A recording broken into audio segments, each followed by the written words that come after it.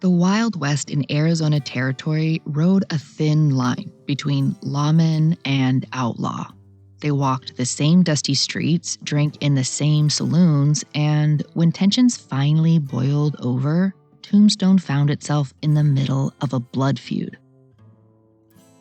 This is true crime of the historical kind, and you're listening to part 1 of the Tombstone blood feud, a Boomtown on edge. When people think of Tombstone, most think of the 1993 movie with Kurt Russell and Val Kilmer as Wyatt Earp and Doc Holliday. The silver boom, the cowboys, the gunfight, it's all there. Hollywood made it simple, but in truth, it was not. The real Tombstone was much messier. Loyalties were complicated, lawmen weren't always noble, and outlaws weren't always pure villains. As we dive in, allow me to paint the picture of the world surrounding Tombstone in the mid to late 1800s. Tombstone sits about 70 miles southeast of Tucson, a day's hard ride by stagecoach, in the Sonoran High Desert. Rolling tumbleweeds are a real thing here, and there's a sort of expansiveness that you feel by seeing miles of open desert broken up only by jagged mountains. The sunsets are magical. But here, you are always at the desert's mercy. The sun is relentless, water is sacred, and in summer, the heat can be so extreme, you can easily die of exposure. But the people of Tombstone weren't the first to learn this. The earliest known settlers were the Hohokam, a people who built canals, cultivated crops, and raised a sophisticated culture in a place most outsiders would have called uninhabitable. After centuries of success, sometime around the mid-1400s, they disappeared. In their place came the Apache, including the Chiricahua Apache, migrating south from much further north. The Apache were fierce warriors, and no one knew the desert better. For generations, leaders like Cochise and Geronimo guided their people through constant change. First the Spanish, then the Mexicans, and eventually the Americans. Jesuit missionaries had begun arriving in the 1600s, planting isolated missions across the desert. There were moments of trade and uneasy coexistence, but conflict was inevitable. In 1846, the Mexican-American War erupted. By 1848, the United States had taken vast stretches of the Southwest.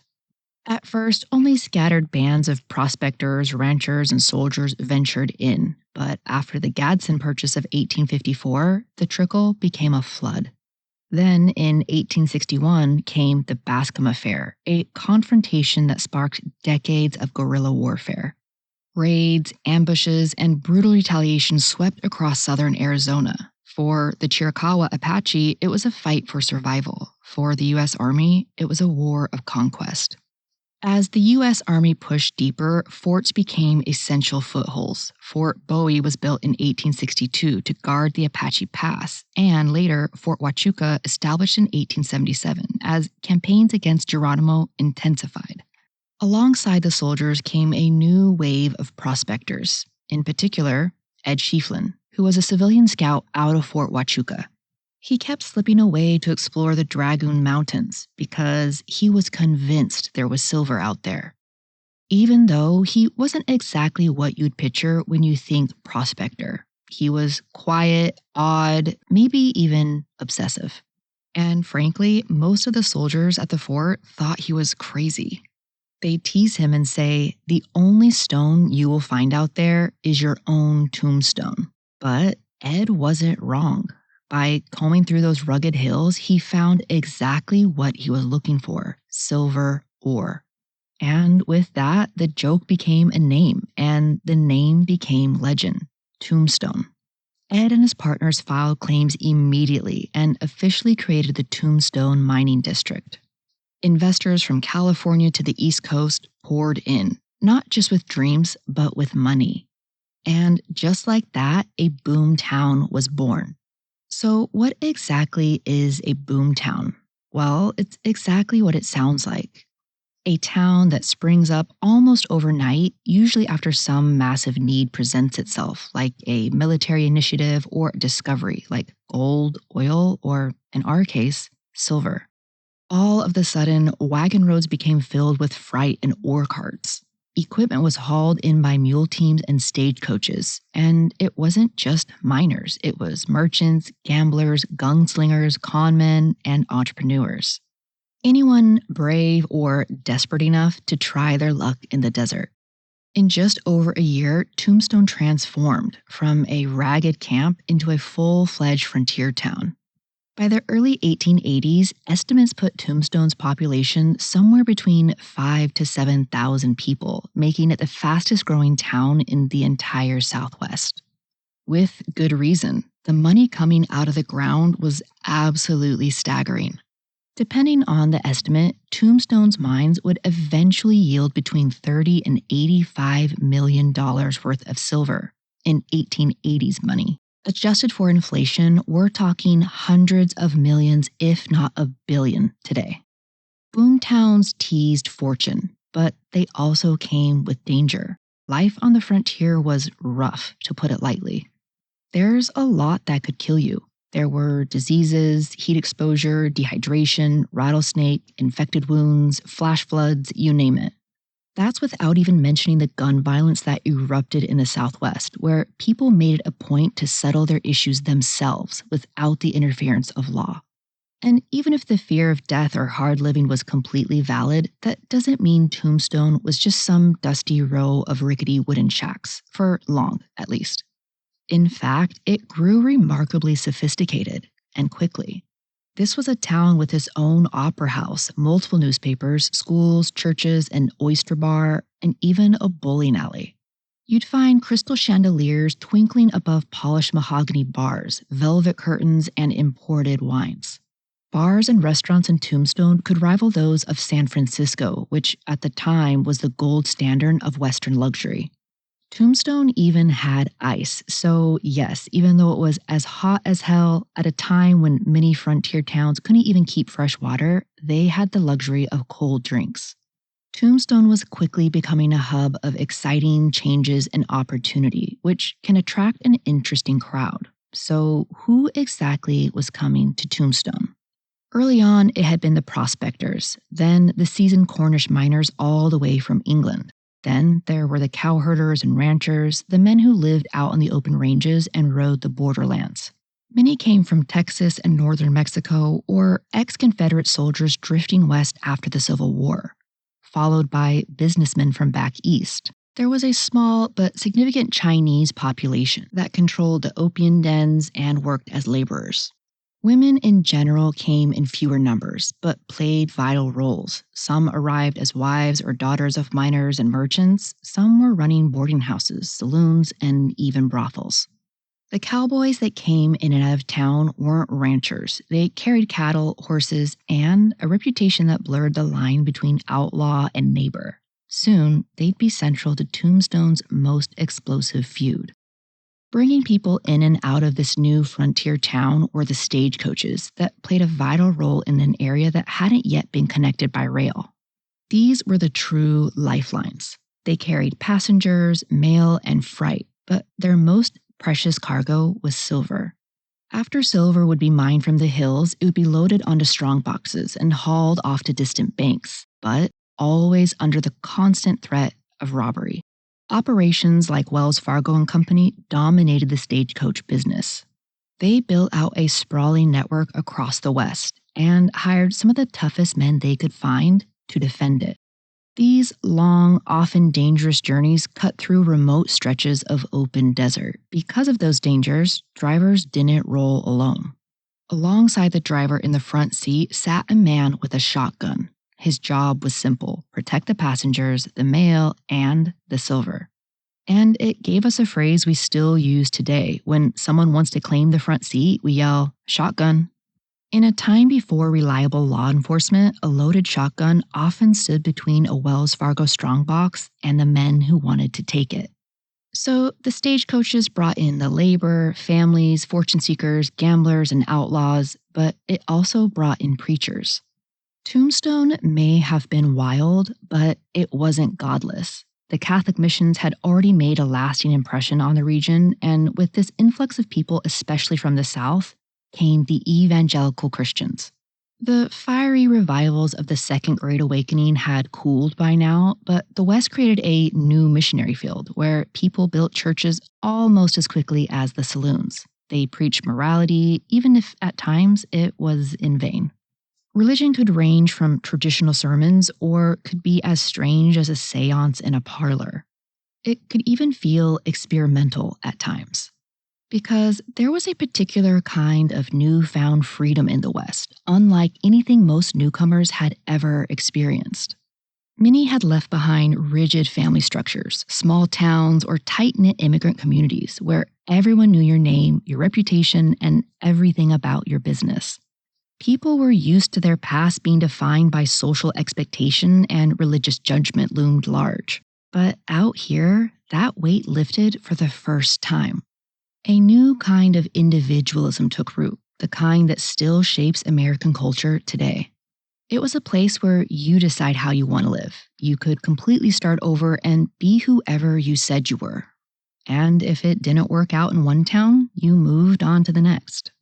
The West gave people the space to take risks, to shed their past and try on entirely new identities while redefining social structures and what it meant to be governed. So, while this mentality lent itself to open violence, to build up a town, there had to be some kind of order. Enter the lawmen. Few names loom larger in Western legend than the Earps. You've probably heard the phrase, get the hell out of Dodge. Well, the Earps did just that. By the late 1870s, opportunity in Dodge City, Kansas had been drying up. After serving lawman position, the Earp brothers looked west and eventually made their way to Tombstone. With its mines, its money, it looked like the kind of place an ambitious man could make his mark.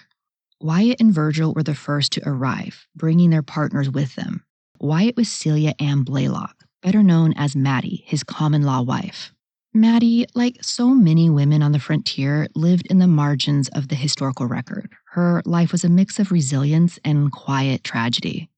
She struggled with chronic health issues and likely was battling a growing dependence on laudanum, which is the liquid form of opium and alcohol. It was a shockingly common and highly addictive opiate prescribed to women to numb both physical pain and the deeper ache of isolation, disappointment, and instability. For Wyatt, he wasted no time jumping into the scene in Tombstone. He quickly partnered with several local saloons and gambling houses, dealing faro. Faro is a fast-paced, high-stakes card game. Easy come, easy go. Wyatt fit right in, playing the role of calm, commanding house dealer. His presence behind the table wasn't just about cards. It was about maintaining order in rooms thick with cigar smoke, whiskey flowing freely, and the crackling tension of men used to settling scores with fists or firearms. Not long after came the youngest Earp brother, Morgan. Morgan earned a quiet reputation in Tombstone. He was steady, good-natured, and fiercely loyal to his brothers. As the Earps gained footing, they aligned themselves with the town's rising business class, mine investors, railroad men, merchants, and saloon owners, all of whom had a vested interest in peace and order. That overlap between business and law enforcement made them powerful. Their critics, and they had plenty, accused them of protecting friends, intimidating rivals, and tipping the scales for profit. And yet the town's Republican faction, along with federal authorities in Tucson and Washington, saw them as just what Tombstone needed, a stabilizing force in a territory angling for statehood. Not everyone in the Earps crowd was a stabilizing force, though. I'm talking about the wild card of the group, Doc Holliday. John Henry Holliday rode into town in the fall of 1880. He was a former dentist from Georgia turned gambler chasing dry air across the West to ease his tuberculosis. Tuberculosis was rampant in this time period. They called it consumption, with good reason. It was a wasting disease that hollowed out the body over months or even years, and was devastatingly contagious. The signs were ominous. Night sweats, a persistent cough, spitting up blood were all too familiar. People believed that dry, fresh air was the only cure, which gave added incentive for people like Doc to go west. As he stepped off the stagecoach, he was pale, gaunt, and often coughing blood into a handkerchief or spittoon. Despite his somewhat ghostly appearance, Doc had a gambler's cool, a southern drawl that could turn from charming to deadly in an instant, and a temper as sharp as his wit.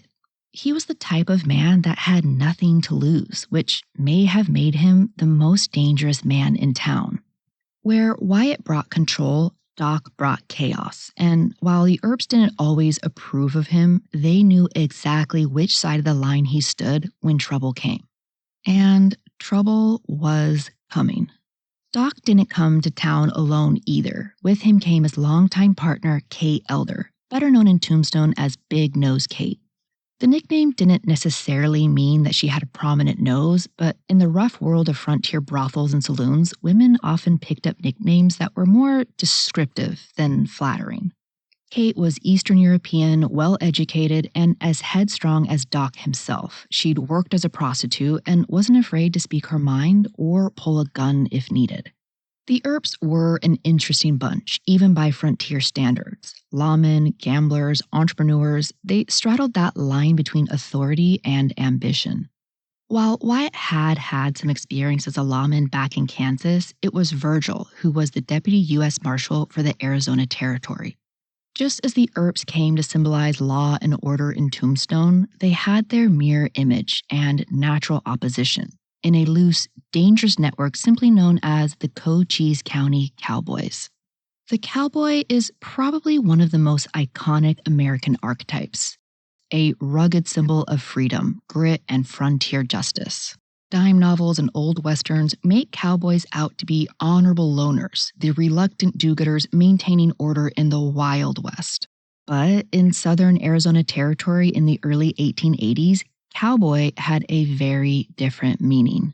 Here, it meant rustler, smuggler, or bandit.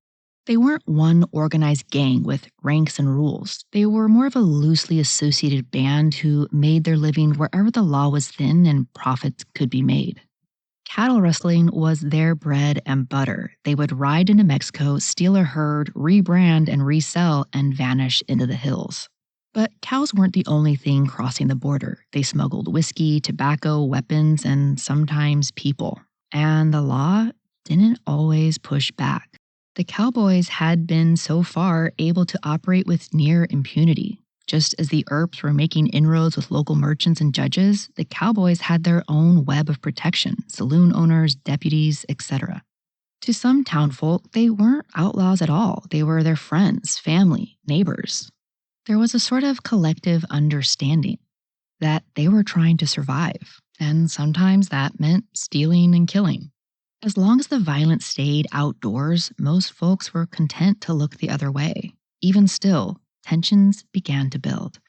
One cowboy in particular was ready to test the Earps' resolve, a volatile, sharp-tongued man named Ike Clanton. Even by frontier standards, he had a reputation for running his mouth, especially after a few drinks. His younger brother Billy was different. Just 19 years old, he was well-liked by most accounts, even polite when sober. Then there were the McLaury brothers, Tom and Frank. Their father had been a lawyer, and they came from respectable roots, yet they drifted into rustling and smuggling. And then you had Curly Bill Brocious, one of the cowboys' most infamous figures, charming, reckless, and quick to violence. People liked him, even as they were terrified of him. He wasn't the kind of man you crossed. Johnny Ringo was different still. Educated, quiet, almost bookish, he was said to quote Shakespeare and spoke with an eerie calm that unsettled even hardened men. Then you had Frank Stillwell and Pete Spence. Frank was once a teamster and sometimes deputy. He straddled the line between law and outlaw. He drifted into rustling, into the cowboys' world, and built a reputation as a mean-tempered and dangerous person. Pete worked as a miner and sometimes ranch hand, but his name was tied, often enough, to rustling and outlaw circles. You could say all involved had friends in high and low places. A man who managed to stand on both sides was Tombstone's first town marshal, Fred White. At least for a time, he was able to keep some kind of peace in this fast-growing powder keg of a town. For one thing, Fred White wasn't flashy. He wasn't a gunslinger or a showboat. He was respected. by fellow lawmen, and even by some cowboys for being calm, fair, and level headed. He tried to de escalate before drawing his weapon, and he believed law didn't always have to come by intimidation or violence. For the most part, people listened to Fred White, which says a lot considering how many of them saw lawmen as enemies.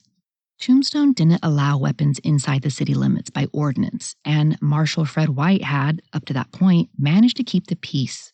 But on a late October night, that changed. Curly Bill Brocious had been drinking heavily. In a kind of reckless fun, he was shooting his pistol into the air, which was actually a common pastime. Marshal White stepped in and tried to disarm him. When he reached for the gun, it went off. The bullet tore into Marshal White's abdomen. It was a lethal shot, but he didn't die right away. Instead, he lingered in terrible agony for 2 days before finally succumbing to the wound. The death of Fred White was tragic, but it was thought to be accidental. Curly Bill had been jailed, but was ultimately acquitted. Fred White was buried in Boot Hill Cemetery, and the fragile order he'd managed to hold on to died with him. The town turned to Virgil Earp to step in and take Fred White's place. And as Virgil pinned on the badge of Tombstone Town Marshal, things were changing. The cowboys, who had once thrived in the blurred lines between law and disorder, now had the law in their face. Still, not everyone fit neatly into one side or the other. Some men played both, depending on what the moment required. Men like Johnny Behan. Behan, like so many others, chased opportunity westward. He brought his charm, ambition, and a silver tongue. He had a talent for schmoozing his way into just the right position. By the late 1870s, Johnny Behan had already carved out a name for himself in Arizona Territory politics. He'd served in the Legislative Assembly and had built up plenty of connections, and ended up becoming the first sheriff of Cochise County when it was carved out of Pima County, despite having ties to suspected cowboys. His personal life was less polished. After his wife divorced him, he took up with a new companion, a young dancer and actress named Josephine Marcus. Josephine had run away from San Francisco, chasing dreams of a life on stage. She followed a traveling dance troupe that eventually brought her to Tombstone. What she found was a dusty town on the rise, and a new romance that made it feel for a moment like her adventure might last. Josephine's arrival marked Tombstone's social scene taking shape, but outside the parlors and theaters, life in the territory could still turn violent quickly. Just as it did on the night of March 15th, when a Wells Fargo stagecoach rumbled out of Tombstone, bound for Benson Rail Station about 25 miles northwest. It carried passengers, the usual mail, and strong boxes packed with silver bullion, worth an estimated $26,000, which would be about $800,000 today. Driving the shipment that night was Bud Philpott.